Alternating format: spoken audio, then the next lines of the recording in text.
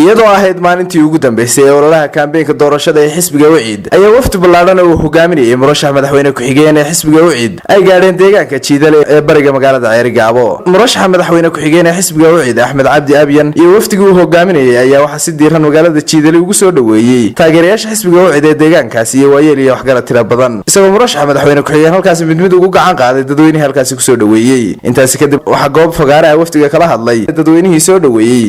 halkan maanta waxaan ku soo dhaweynaynaa madaxdii xisbiga Ucid. halkan maanta waxaan ku soo dhaweynaynaa xisbiga cadaaladda xisbiga kale oo gobolada bariga ka doortay madaxweyne ku-xigeenka. waxaanu ku leenahay Jiidale ku soo dhawow gacmo furan baan kugu soo dhaweynaynaa. ku yimid madaxweyne ku-xigeenka xisbiga Ucid. waxaan leenahay halkani waa Jiidale waa halkaad u dhalateen soo dhawaada maadaama taageerayaashiina aad ugu timaadeen.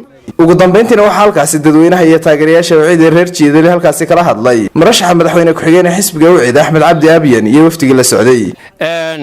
aad iyo aad baan idinka mahadcelinayaa soo dhaweynta aad noo samayseen. maanta waxay la socdaa musharaxa madaxweyne ku-xigeenka xisbiga Ucid.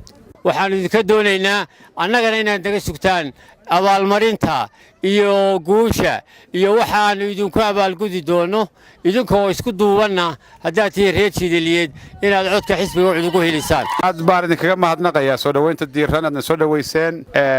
farxad gaar aniga ii tahay Jiidale maanta inaan imaado. waa isu soo bixi noogu dambeeyey galabta. Jiidale baa qaadatay markaanu soo baxnana insha Allah waa meelaha ugu horeeya ee aanu maskaxda ku hayno wax ka qabadkooda. insha Allah tacaala waxaan rabnaa maalinta codaynta 13 November 4 cashay naga xigta inaad soo baxdaan inaad codaysaan inaad codkiina kula soo baxdaan xisbiga aad leedihiin Ucid. Yunis Axmed Saalax Universal TV Ceerigaabo.